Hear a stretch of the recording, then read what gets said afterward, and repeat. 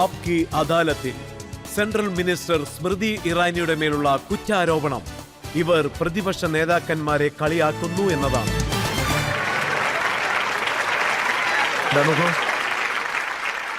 ആദ്യത്തേത് താങ്കൾ രാഹുൽ ഗാന്ധിയുടെ അടുത്തു നിന്നും അദ്ദേഹത്തിന്റെ സീറ്റ് തിരിച്ചു വാങ്ങിച്ചു. 40 വർഷമായിട്ട് അവർ ഭരിച്ചുകൊണ്ടിരുന്ന വാങ്ങിയിട്ടില്ല. അമേത്തിയിലെ ജനങ്ങൾ അത് എനിക്ക് തന്നതാ. പക്ഷേ താങ്കൾ അദ്ദേഹത്തിനെ നോക്കി ഓടിപ്പോയി എന്ന് കളിയാക്കുകയല്ലേ? ശരി, ഞാനിപ്പോ ബഹുമാനത്തോടെ പറയാം, അദ്ദേഹം എവിടേക്കോ നടന്നുപോയി. അത്രയല്ലേ? അതുമാത്രമല്ല, കളിയാക്കുന്ന രീതിയിൽ നിങ്ങൾ എന്താണ് ചെയ്തതെന്ന് വെച്ചാൽ അദ്ദേഹത്തിന്റെ ഫോട്ടോ നിങ്ങൾ സോഷ്യൽ മീഡിയയിൽ ഇട്ടിട്ടുണ്ട്. അതിപ്പോൾ എന്താണെന്ന് നോക്കാം. ഇതാ കണ്ടില്ലേ, അദ്ദേഹത്തിന്റെ ഫോട്ടോ തലകീഴായിട്ടാണ് ഇട്ടിരിക്കുന്നത്. നിങ്ങൾ തന്നെ ഒന്ന് പറയൂ, ആരെങ്കിലും സാൽവ തല തിരിച്ചിടുവോ? ഇത് ശരിയെന്നാണ് എഴുതിയിരിക്കുന്നത്. നോക്കൂ, സാൽവ തല തിരിച്ചിട്ടാൽ അത് പിന്നെ അങ്ങനെ തന്നെയല്ലേ കാട്ടാൻ പറ്റൂ? ഇപ്പോ അദ്ദേഹത്തിന്റെ പാർട്ടിയിലുള്ളവർ അദ്ദേഹത്തെ സന്യാസി എന്നാണ് വിളിക്കുന്നത്. കാരണം സന്യാസം ഇരിക്കുന്നുണ്ടല്ലോ. നോക്കൂ, ഒരു രാജകുമാരനെയാണ് സന്യാസിയാക്കിയിരിക്കുന്നത്. ഇതാണ് ജനങ്ങളുടെ വിജയം. ഇതിനെക്കുറിച്ച് അദ്ദേഹം ചില അഭിപ്രായങ്ങൾ പറഞ്ഞിട്ടുണ്ട്. അത് ആദ്യം കേൾക്കുക, അതിനുശേഷം താങ്കളുടെ ഉത്തരങ്ങൾ നൽകുക. എന്താണെന്ന് നോക്കാം. ഒരു മിനിറ്റ്, നമുക്ക് കേൾക്കാം. ये लोग कौन थे? ये लोग तपस्या करते थे. ये लोग तपस्या करते थे. इस धरती पे नफरत फैलाई थी क्या? आपने महाभारत पढ़ी है क्या? उसमें लिखा है कि पांडवों ने डिमोनेटाइजेशन किया क्या? नोटबंदी की थी क्या? गलत जीएसटी लागू की थी क्या? कभी करते? कभी नहीं करते. क्यों नहीं करते? क्योंकि वो तपस्वी थे. അദ്ദേഹം പറഞ്ഞു വരുന്നത് പാണ്ഡവന്മാർ GST ഒന്നും കൊണ്ടുവന്നിട്ടില്ല. പിന്നെ പാണ്ഡവർ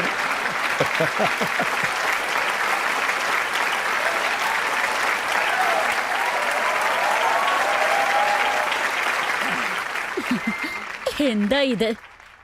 ജനങ്ങൾ ചിരിക്കുന്നത് നിർത്തിയാൽ ഞാൻ മറുപടി പറയാം. അതെന്താണെന്ന് വെച്ചാൽ രജത് സർ, രാഹുൽ സാർ എങ്ങനെയാ മഹാനായതെന്ന് വെച്ചാൽ, ഞാൻ മഹാനെന്നല്ലേ പറഞ്ഞ്. കാരണം മഹാഭാരതത്തിൽ GST അന്വേഷിക്കാൻ അദ്ദേഹത്തിനെ പറ്റും.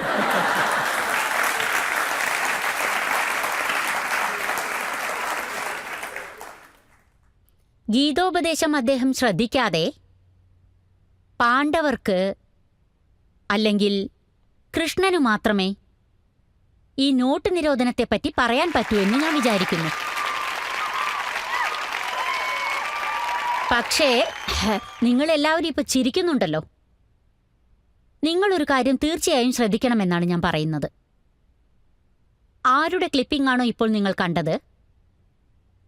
അദ്ദേഹം ഒരു രാഷ്ട്രീയ കുടുംബത്തിൽ ജനിച്ചു വളർന്നവനാണ്. അതായത് രാഷ്ട്രീയ രക്തം അദ്ദേഹത്തിന്റെ ഞരമ്പുകളിലുണ്ടെന്ന് നമ്മൾ വിശ്വസിക്കണം. ആ പൊളിറ്റിക്കൽ ലെഗസിയുടെ അടയാളമാണ് അദ്ദേഹം. അതുകൊണ്ട് അദ്ദേഹത്തെ പറ്റി ഓർത്ത് ഞാനല്ല, ഈ ജനങ്ങളല്ല, അദ്ദേഹത്തിന്റെ കുടുംബമാണ് വിഷമിക്കേണ്ടത്. പാർട്ടിക്കാരും വിഷമിക്കണം. ഞാൻ ഒരു കാര്യമേ പറയൂ, ഒരേ ഒരു കാര്യമേ പറയൂ. അത് പാർട്ടി രീതിയിലായാലും ശരി, കുടുംബ രീതിയിലായാലും ശരി. ലണ്ടനിൽ അദ്ദേഹം സംസാരിച്ചത് അദ്ദേഹത്തിന്റെ ശരീരത്തിലുണ്ടായിരുന്ന വിഷമാണ് അവിടെ ഛർദ്ദിച്ചത്. എന്നാൽ ഇവിടെ സംസാരിച്ചത് കേൾക്കൂ. ഇതാണ് അദ്ദേഹത്തിന് സൊസൈറ്റിയുടെ മേലുള്ള അദ്ദേഹത്തിന്റെ വീക്ഷണം എങ്ങനെയെന്ന് തെളിയിച്ചു തരുന്നതാണിത്. ജെന്യൂൻലി എനിക്കും കുട്ടികളുണ്ട്, അതുകൊണ്ടാണ് ഞാൻ പറയുന്നത്. നമ്മളാരും പേടിക്കേണ്ട കാര്യമില്ല. അദ്ദേഹത്തിന്റെ അമ്മയാണ് അദ്ദേഹത്തെ ഓർത്ത് വിഷമിക്കേണ്ടത്. ഇപ്പോൾ നോക്കുകയാണെങ്കിൽ ഈ സോഷ്യൽ മീഡിയയിൽ ഇങ്ങനെയുള്ള കാര്യങ്ങളാണ് വളരെയധികം വന്നുകൊണ്ടിരിക്കുന്നത്. കൂടുതലും താങ്കളെക്കുറിച്ചുള്ള ട്രോളുകളാണ് വരുന്നത്. ഗ്യാസ് സിലിണ്ടർ വെച്ചുകൊണ്ടുള്ള ആ ഫോട്ടോ. ഗ്യാസിന്റെ വില കുറയ്ക്കുമെന്ന് താങ്കൾ പറഞ്ഞിരുന്നു. എന്റെ അറിവിൽ കോൺഗ്രസുകാർ ഇത്രത്തോളം അധപതിക്കുമെന്ന് ഞാൻ കരുതിയിട്ടില്ല.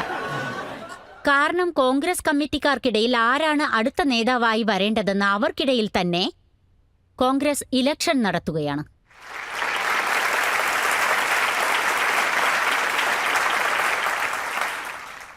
അതുകൊണ്ട് ഇതുപോലെ ജനങ്ങൾ എന്തെങ്കിലും കുറ്റം പറയുകയാണെങ്കിൽ പറഞ്ഞിട്ട് പൊക്കോട്ടെ.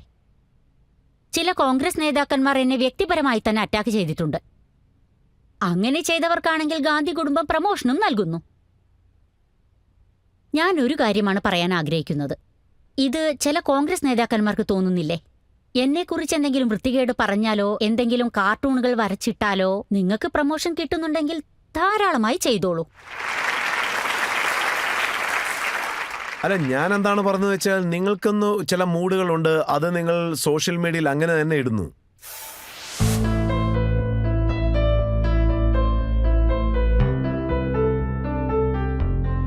ഒരു ഫോട്ടോ ഞാൻ കാണിക്കാൻ ആഗ്രഹിക്കുന്നു. നിങ്ങളുടെ കുട്ടിക്കാലത്തുള്ള ഒരു ഫോട്ടോയും ഇപ്പോൾ ഉള്ള ഫോട്ടോയും തമ്മിലുള്ള വ്യത്യാസം അതെന്താണെന്ന് നോക്കാം. അതിൽ എഴുതിയിരിക്കുന്നത് എന്താണെന്ന് വെച്ചാൽ ഒന്നും മാറിയിട്ടില്ല.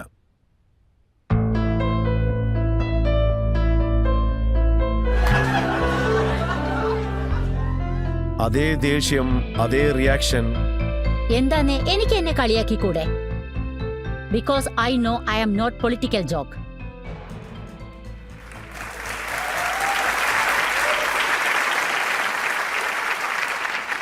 ഫൈനലായിട്ട് ഒരു ചോദ്യം നിങ്ങളിൽ ആർക്കെങ്കിലും ചോദിക്കാം. ഒരേ ഒരു ചോദ്യം മാത്രമേ എനിക്ക് ചോദിക്കാനുള്ളൂ. ഈ വർഷം വരാൻ പോകുന്ന ലോക്സഭാ ഇലക്ഷനിൽ കോൺഗ്രസിൽ നിന്നും പ്രിയങ്ക ഗാന്ധി തന്നെ നിങ്ങൾക്കെതിരെ മത്സരിക്കുമെന്ന് കേട്ടു. ഇത് നിങ്ങൾ എങ്ങനെ നോക്കിക്കാണുന്നു? രാഹുൽ ഗാന്ധിയുമായിട്ട് കമ്പയർ ചെയ്ത് നോക്കുമ്പോൾ ഇത് നിങ്ങൾക്ക് എത്രമാത്രം കഠിനമായിരിക്കും? 2009 അവർ ബനാറസിൽ നിൽക്കുന്നെന്നാണല്ലോ ഞാൻ കേട്ടത്. ഇപ്പൊ വളരെ സന്തോഷമുണ്ട്. ഈ ബനാറസ് അവരെ അടുപ്പിക്കത്തില്ല. അവരുടെ തന്ത്രമൊന്നും അവിടെ ബലിക്കാൻ പോകുന്നില്ല. ബനാറസിൽ മോദിക്കെതിരായി ആരെങ്കിലും കോൺഗ്രസിൽ നിന്നിട്ടുണ്ടെങ്കിൽ അവിടെ ജയിക്കാൻ പറ്റില്ല എന്നുള്ളത് 100% ഉറപ്പാണ്. ഇനി അവർ അമേത്തിയിലേക്ക് തന്നെ വീണ്ടും വന്ന് നിൽക്കുന്നുണ്ടെങ്കിൽ നിന്നോട്ടെ. 24 ആരാണ് അവിടെ BJPക്ക് വേണ്ടി നിൽക്കുന്നതെന്ന് എനിക്കറിയില്ല. ഒരു കാര്യം തീർച്ചയാണ്, ആ കുടുംബത്തിൽ നിന്ന് ആര് നിന്നിട്ടുണ്ടെങ്കിലും തോൽപ്പിക്കാനുള്ള അധികാരം എനിക്ക് മാത്രമുള്ളതാണ്.